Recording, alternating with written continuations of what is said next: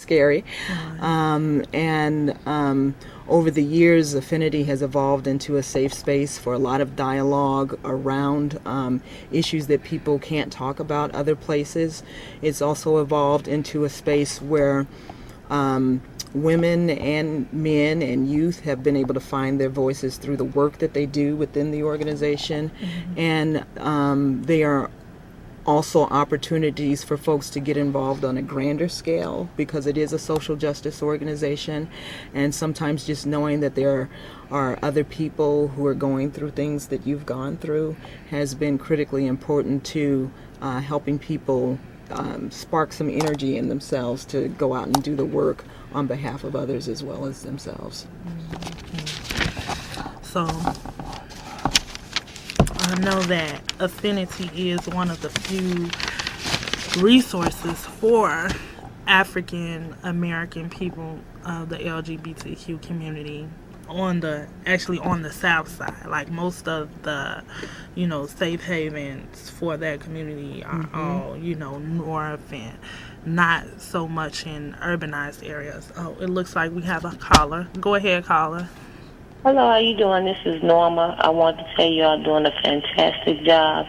And the young lady on the left, how you doing? I used to work with you at the theater. Yes, I remember you. Yes, y'all doing a fantastic job. Y'all just keep up the good work and tell them to give y'all a raise, because y'all helping a lot of women. And God bless y'all. Wow. You too. And so, as I was saying, on the South Side, they're not like in urbanized areas. So, what are your hopes for like the expansion of resources in Chicago in the urbanized areas? That's a great question. Thank you. And what can people do to help that? There's a lot that they can do. Well, it's interesting that you should ask that question. First of all, Affinity is very deliberately located on the South Side for those reasons. A lot of the resources for the LGBTQ community have traditionally gone north, and the founders of the organization knew that it was important to have this resource on the South Side. What the founders also envisioned was that Affinity would become a community center. So in addition to being a safe space for the LGBTQ community on the South Side, there was always this vision to really work on the intersectional issues related to our constituents. So those issues have to do with being African American, being women, health issues, reproductive health issues, and social service needs, and having an opportunity to bring all of that into one space. So we're exploring how to make that happen now that we've reached this 15th anniversary. And one of the things that we're seeing is that organizations are beginning to meet in our space. So we have PFLAG there the third Wednesdays of the month, and that's the Parents and Friends of Lesbians and Gays, which is a very important organization for parents, and one of the few resources for parents related to the LGBTQ community. We also have another group that meets in our space called Gender Queer Chicago, and it's an opportunity to just explore these issues of gender identity, because even within the LGBTQ community, it's not a straight black and white. I said straight, but it's not a black and white kind of thing. There's a continuum, and there's sexual orientation and gender expression and gender identity issues that don't get talked about very often.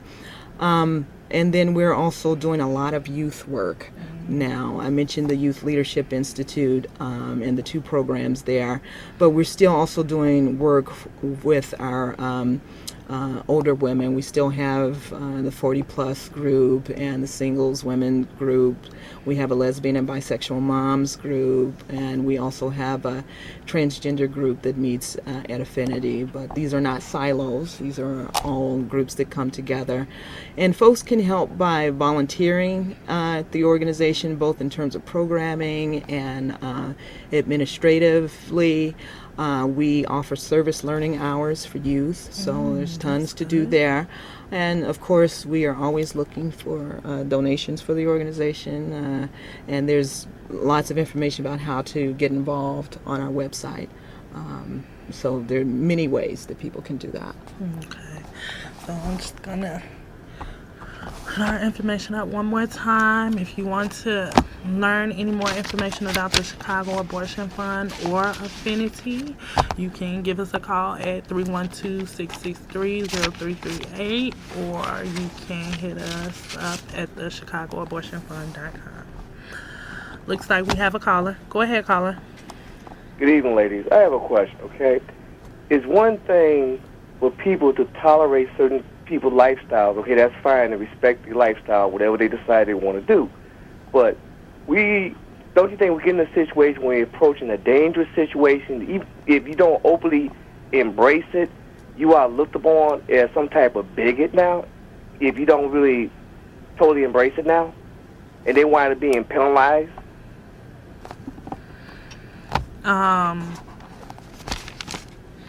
I guess what you were saying that, you know, if you don't embrace someone's lifestyle, is that you being a bigot, or I don't know exactly what the question was, but I mean, I feel like when it comes to, you know, a person's lifestyle, that's just like at the Chicago Abortion Fund, that's what we're all about. We're all about choice. It's always the person's personal decision every day to do whatever it is they choose. That means from when they wake up in the morning, what they eat, to if they go to work or not, or, you know, whatever they choose to do, that's their choice. If a woman decides she wants to carry a pregnancy to terms, it's her choice. If she wants to terminate it, it's her choice. If somebody wants to, you know, be a lesbian, that's their choice. If they want to be straight, that's their choice. Life is about choices, and either you deal with them.